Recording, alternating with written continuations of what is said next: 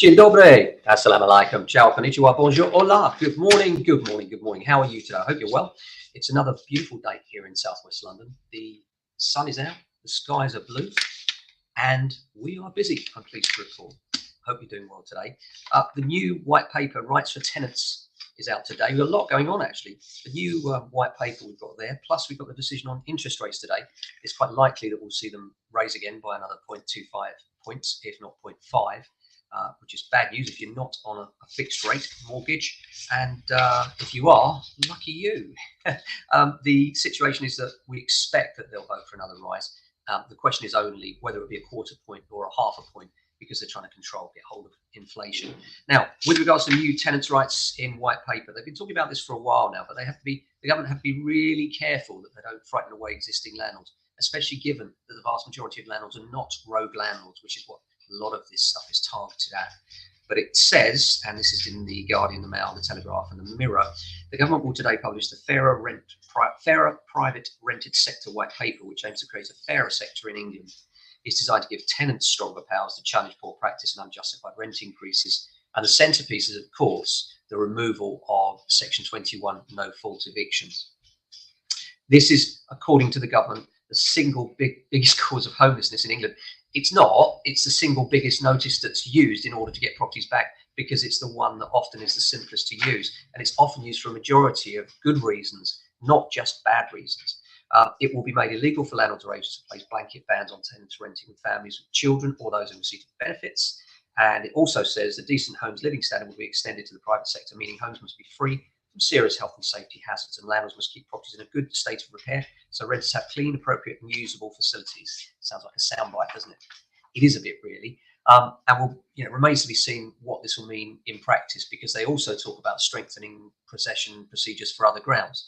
And it may well be that we find that while they take away one thing, they add another. They're talking about simplifying the eviction process and speeding it up as well.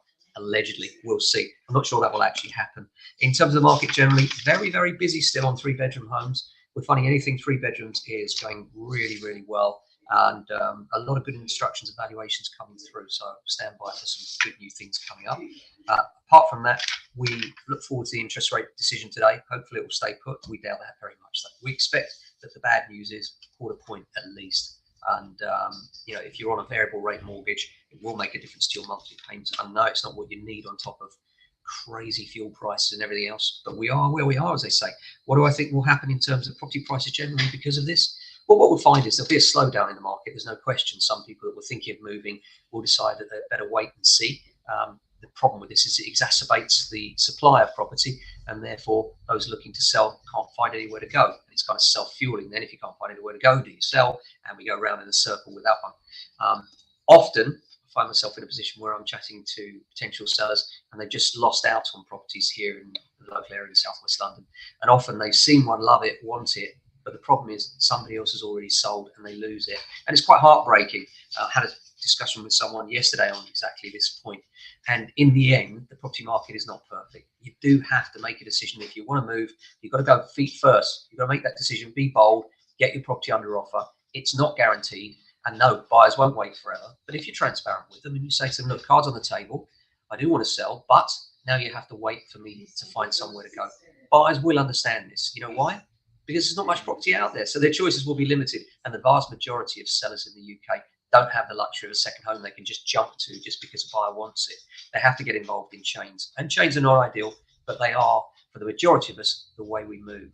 So I would say, if you're thinking of moving, if the time's right for you, then number one, get the valuations. Find who you would like to work with, who you trust most of all. And it's really important that you choose an agent that's not just on the basis of the price they provided to you, or the fee indeed, but actually trust. You need to feel that the agent you're working with has your back, because in the end, that will save you more money than 0.5 of a fee either way, or any other sort of pie in the sky valuations. What you need is sincerity, someone you can work with, someone you know's got your back and can negotiate hard for you to make sure that you get the best out of your biggest asset. And if you're looking locally here in southwest London, that's us. Give us a call. So thanks for watching today. We'll be back tomorrow with another edition. Until then, stay safe, look after your family and friends, and we'll see you then. Ciao.